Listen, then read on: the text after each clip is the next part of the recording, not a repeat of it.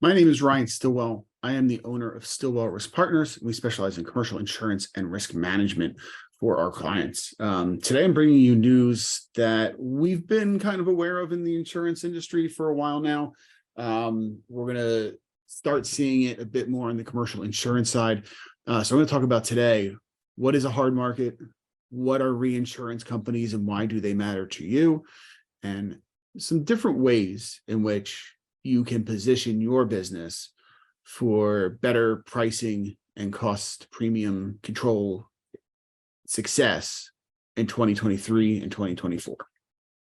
So as you can see here, this news brief here is showing the United States property and casualty insurers report a quarter one $8.2 billion underwriting loss. This is important to recognize, right? And you may have seen in the news, maybe you haven't, but insurance carriers across the nation are starting to limit what they're going to write. State Farm and Allstate are no longer writing homeowners insurance in California. Nationwide is no longer writing personal lines insurance. So you see it first on the personal line side, but this is coming on a regional and local level to commercial lines insurance policies. You see it on the national level first, right? National carriers have been taking some premium increases and they've hit the areas of the country that are more susceptible to natural disasters: California, Florida, Texas, the Midwest, Gulf Coast states. Natural disasters have cost the insurance company billions upon billions of dollars. Combine that with the effects of what's going on in our economy, especially in regard to inflation, the cost of construction. And what we're seeing at a very high level in terms of insurance is insurance carriers are having price increases on the insurance they purchase. This gets into the conversation about what is reinsurance and why does it matter, right? So insurance companies, when they place a policy for your business, they have treaties with reinsurance companies, right? Because the insurance company that you're paying doesn't want to hold all of the risk for insuring your business, right? Let's say you have a $5 million umbrella policy.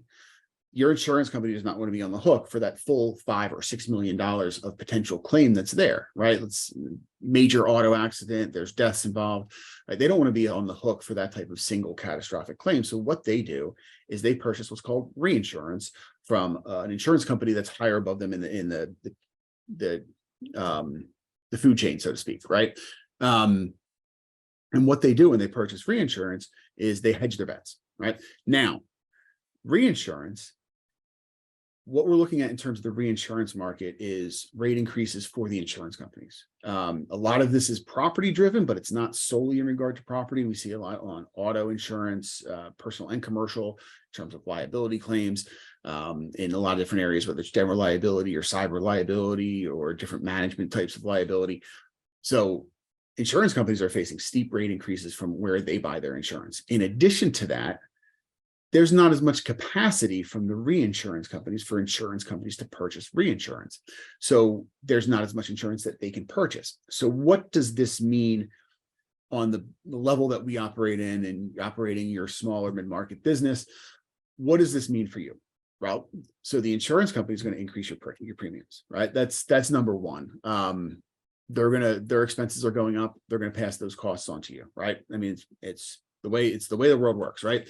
The second thing about this is they're going to be much more strict in their underwriting guidelines and the things that they will like to write and where they can offer really good pricing. And if, sometimes really good pricing is just staying where you are or having a small 5 or 6% increase.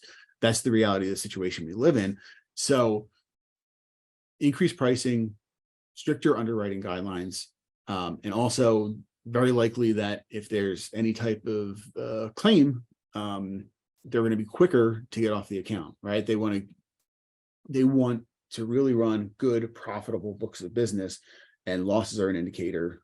Past losses are an indicator of potential future losses, right? So those are three main things that we see at the lower level of the people who are purchasing insurance for their businesses, right? So what are some strategies that you can use as a business owner to help offset increasing costs?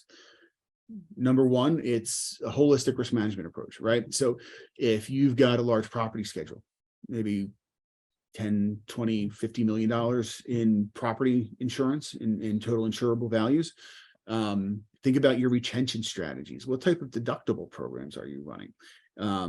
Does it make sense to file smaller claims? You probably aren't filing smaller claims as it is, but maybe it's an evaluation on what our definition of smaller claims are, right? Are you maybe considering a $10,000 or $25,000 deductible across all of your properties? And if so, what's your strategy for building up a capital reserve to be able to handle that retention? How are you forecasting future losses to be able to predict what your costs are going to be so you can help find the right and most efficient path for managing that and making decisions on your insurance, right? Because you might say, okay, well, I want to go to $25,000 deductible across all my properties, and it's going to save me $20,000 a year in insurance premiums.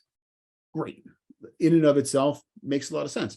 What happens if you have 6 claims in a year spread across the year, and you've got 6 claims where you're paying $25,000 deductibles, or maybe you've got smaller losses at $10,000 or $15,000 that you have to effectively self-insure, right? Are you prepared and saving the money for those costs? And how do you estimate what those claims are going to look like?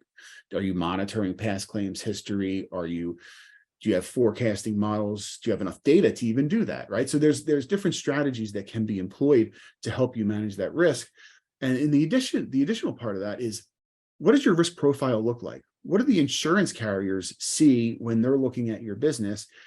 What practices can you put in place to improve what that profile looks like so you can get the underwriter's attention, so you can position yourself to limit the likelihood of accidents, injuries, and claims, or maybe have a program for a quicker recovery from claims that do occur?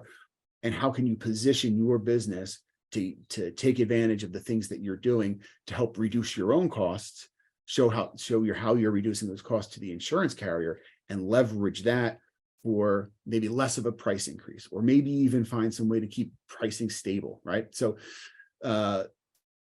in summary here, it's good to have an open mind about how your relationship with your insurance program is developing, how it has developed over the years, and how you can change that approach to the current economic environment that we're in. Again, my name is Ryan Stillwell. I'm the owner of Stillwell Risk Partners. And in addition to being an insurance broker, a large part of our focus is helping our clients to create customized risk management programs that are proactive in nature, that help tackle a lot of the issues that are going to be coming up over the next 12, 24, 36 months. These are issues that are going to confront your business.